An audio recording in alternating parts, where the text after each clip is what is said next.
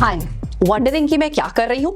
I am making a perfect plan for you. आपके पूरे academic year को plan कर रही हूँ ताकि आप by the end of the year when your exams are there आप नर्वस ना फील करो, आपका सिलेबस टाइम पे कवर हो जाए, चीजें प्रॉपर्ली प्लान हो एंड आपके मार्क्स अच्छे आ पाए, राइट? तो उसके लिए चाहिए बस थोड़ी सी प्लानिंग एंड अंडरस्टैंडिंग कि इस टाइम पे क्या करना है and you are set to get good marks. You don't believe me? चलो जल्दी से देखते हैं। नाउ इसके अंदर हमने पूरे semester, as we all know, पूरे एकेडमिक ईयर के अंदर हमारे पास 2 सेमेस्टर होते हैं। नाउ उन 2 सेमेस्टर्स को हमने डिवाइड किया है 20 weeks each, okay, starting from March और अप्रैल टू आज जब भी आपके एग्जाम होते हैं अगस्त और सितंबर, right? 20 weeks for the first semester and 20 weeks for the second semester. रफली ये इतना है, बड़ा या छोटा हो सकता है। So this is basically a skeleton system जिसके अंदर हो सकता है आपके स्कूल के अंदर या आपके कॉलेज के अंदर चीजें थोड़ी सी डिफरेंट हो। सो आप इसे एक ब्रॉड बेस ले सकते हैं और उसके अंदर छोटे छोटे चेंजेस कर सकते हैं moving forward, okay?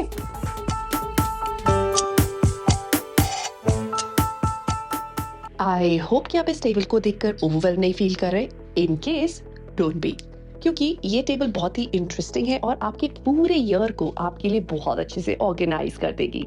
So let me just quickly tell you इस टेबल में है क्या। हमने पूरे सेमेस्टर को डिवाइड किया है वीक 1 से लेके वीक 20 तक। वीक 1 से वीक 4 तक होगा हमारा पहला phase, that is the foundation forge phase. इस फेज में हम we'll set a goal to complete at least 10 to 15% of our syllabus. Week 5 से week 8, that is the second month, इस फेज को हम बोलेंगे deep learning phase. इस phase में हम टारगेट करेंगे टू कंप्लीट 30 to 40%। अगर स्कूल का नहीं हुआ तो स्कूल भी इसी पेस से चलता है। Week 9 to week 10 is going to be the mastery phase. इस फेज तक हम कंप्लीट करेंगे अपना 50% of the syllabus. Week 13 to week 16, that means the 4th month from the starting of the academic year. इसको हम बोलेंगे the precision phase. इसमें हम टारगेट करेंगे to complete at least 70% of our syllabus. And week 17 to week 20, जिसको हम बोलेंगे the peak performance month, इस टाइम पे हम कंप्लीट करेंगे 100% ऑफ आवर सिलेबस। ये होगा हमारा revision time. So all you have to do is grab yourself a paper and a pen and make a table like this. Her subject के लिए एक डिफरेंट टेबल बनेगी और जहाँ पर लिखा है कितना परसेंट ऑफ सिलेबस कवर्ड होगा इस मंथ के अंदर, उतना हम सिलेबस कवर करेंगे। For example we've taken English. So week 1 to 4, that means month number 1 के अंदर हमें कवर करना है 10 to 15% of a syllabus. That means अगर हमारे सिलेबस के अंदर 5 चैप्टर्स हैं, so at least half to full chapter should be covered in month 1. ऐसा हम सिमिलरली अलग सब्जेक्ट्स के लिए भी करेंगे। इससे हमें ये एस्टिमेशन रहेगा कि हमारा पूरा सिलेबस कब तक फिनिश ऑफ होएगा, and also we will be able to finish off the syllabus at the right time with good amount given to the revision. Now before I begin this, बहुत ज्यादा important है कि हम देखें इसको। नाउ क्या है ये एक रोज का फ्लावर है। रोज के फ्लावर के अंदर 3 चीजें होती है। नंबर 1 उसके petals, number 2 bud and number 3 thorns, okay?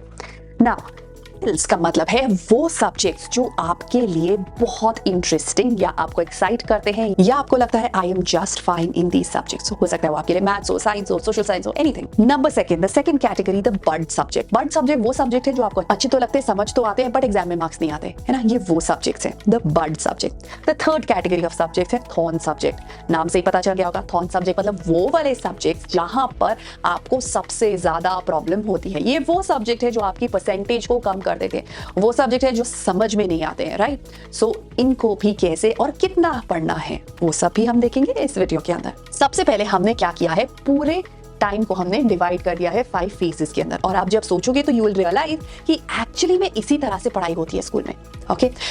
So the पहला फेज, द फर्स्ट फेज जो पहले मंथ और 1st to 4th वीक तक रन करता है, इज द फाउंडेशन फेज। ये वो टाइम है जब आपको अपने गोल्स बनाने चाहिए कि पूरे ईयर के अंदर किस तरह से मैं पढ़ाई करूंगी, कैसा रूटीन डेवलप करना है, वो आप इस फेज में करते हो। नंबर 3, इस फेज के अंदर आप अंडरस्टैंडिंग स्टार्ट कर रहे हो, बेसिक चीजों की अंडरस्टैंडिंग को कैच कर रहे हो, राइट? बेस्ट रहेगा कि जैसे जैसे स्कूल में हो रहा है वैसे वैसे आप घर पे करें एंड इस टाइम पे आप एक्सप्लोर करें the outer resources, the fun resources that I call. May be YouTube से आप वीडियोस देख सकते हैं, गूगल से आप चीजें समझ सकते हैं, देख सकते हैं, खान अकेडमी से आप उसे प्रैक्टिस करके देख सकते हैं। जहाँ पे कॉन्सेप्ट वीक है उन कॉन्सेप्ट को ब्रश अप कर सकते हैं। So this is that phase. इस टाइम पे नोट टेकिंग स्टार्ट हो जाएगी, तो नोट टेकिंग को आप सीरियसली लेंगे राइट फ्रॉम दिस फेज।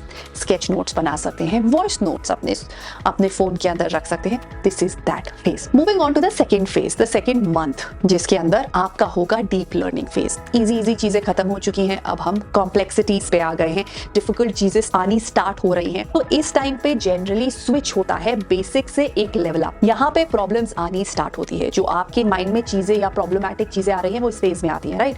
तो स्मार्ट आइडिया ये है कि इस फेज के आते ही या तो अपनी प्रैक्टिस बढ़ा दें, या तो you take help of your teacher. अगर वो भी नहीं कर सकते सो आप कोई ट्यूशंस और ऑनलाइन क्लासेस आप इस टाइम पे कर सकते हैं, so that you are at par with जो भी स्कूल के अंदर कॉन्सेप्ट्स पढ़ाए जा रहे हैं, उनके डिफिकल्टी लेवल को आप कैच कर पाए, राइट।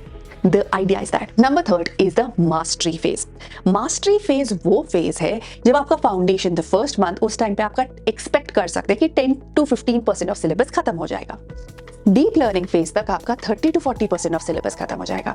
अब हम पहुंच गए हैं मास्टरी फेज के अंदर, यहाँ पे आपका 50% ऑफ सिलेबस खत्म हो जाएगा। नाउ मास्टरी फेज वो फेज है जहां पर अब आपको रिटेंशन करना है, सॉलिडिफाई करनी है चीजें जो आपने अभी तक आप पढ़ते आ रहे हो, राइट।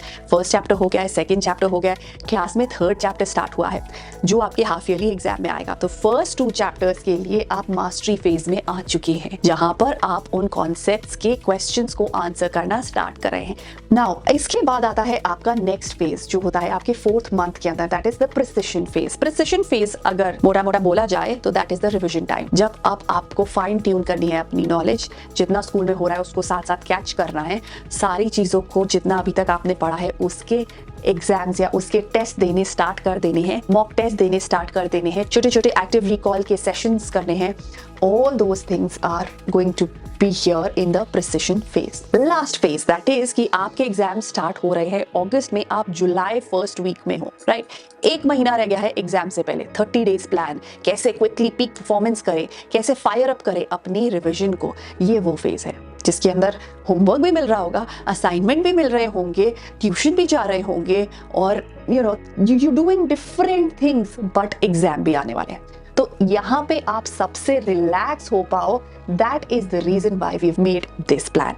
क्योंकि अगर आप इस फेज में रिलैक्स होना चाहते हो तो आपको अपने सिलेबस को इस तरह से कंप्लीशन पे लाना है। अगर आपने ये कर लिया, आप इस फेज में रिलैक्स कर पाओगे and you will get perfect marks, right. ये तो हो गया हमारा what to expect, how to study. इस टाइम पे आपको mock test, past year papers, mind maps, flash cards, ये सारी चीजों पे वर्क करना है, राइट। नाउ नोट्स अगर आपने फाउंडेशन फॉर्ज फेज से नहीं पिक करे और यहाँ पे आप नोट्स बना रहे हो तो आप बहुत सारा टाइम वेस्ट कर रहे हो, राइट। आपके नोट्स यहीं से बनने स्टार्ट हो जाने चाहिए। यहाँ तक आते आते आपके पास ऑलमोस्ट सारे नोट्स रेडी होने चाहिए, अपने आप क्रिएट किए हुए, राइट। नाउ ये तो रहा हमारा पहला सेमेस्टर जो 20 वीक्स का होगा। एग्जैक्टली सेम साइकिल रिपीट होगा अगेन, एग्जैक्टली सेम हम इन चीजों से जाएंगे, राइट। हो सकता है कि अब हम यहाँ पर ये सब तो कवर करेंगे प्लस हम एक और चीज करेंगे अगर आपके फाइनल एग्जाम में पूरा सिलेबस आता है तो, ऑलराइट। अब बात करते हैं how to handle the subjects. हमने अपने सब्जेक्ट्स को 3 कैटेगरीज में डिवाइड किया था। First category was the petal, second was the bud and third was the thorn. The petal subjects that means इनको आपको वीक में 2 to 3 आवर्स देने हैं, राइट। अगर आपको लगता है कि ये इजी है, इनको 2 to 3 आवर्स क्यों देने हैं, so then let me tell you, यही आपको मार्क्स दिलवाएंगे एग्जाम में, यही आपकी परसेंटेज को हाई कराएंगे। The next ones the bud subject, the bud subjects and the thorn subject, इनको आप ऑल्टरनेटिवली पढ़ सकते हैं। Monday, Wednesday, Friday could be your bud subject, Tuesday, Thursday, Saturday could be your thorn subjects, right. इस तरह से हम divide करेंगे किस दिन पे क्या पढ़ना है, right. So if you feel कि अभी बहुत टाइम पड़ा है, 6 महीने पड़े हैं, अगर हम प्लान करेंगे तो देखेंगे हर स्टेज इंपॉर्टेंट है और हर स्टेज पे जो होना चाहिए अगर वो हम टाइम पे कर पाए तो दिस इज द टाइम जहां पर आप रिलैक्स करेंगे और आपके मार्क्स अच्छे आएंगे। If you agree with me, leave a thumbs up in the comment section below. Also, a big news. Okay, so एक ऐसा प्रोजेक्ट, सीक्रेट प्रोजेक्ट जिस पे मैं लास्ट 2 years से वर्क कर रही हूँ, वो आने वाला है। वो ऑलमोस्ट अपने पीक परफॉर्मेंस फेज में है। सो जल्दी ही you will get to know the news. Number 2, इस न्यूज को रिवील करने के लिए I am coming live very soon. तो जल्दी से हम मिलेंगे, ओके, एंड उसमें वील डिस्कस कि what is the surprise all about, and I would need a lot of your suggestions, okay. So मिलते हैं जल्दी से in the live session and I'll see you super soon, alright? In case आपको इस पूरे video के अंदर you have doubts in any of the phase or anything, so leave that in the comment section below and make sure that I answer your query. Till then, take care of yourself and stay super duper productive. Bye. Subscribe for more such videos.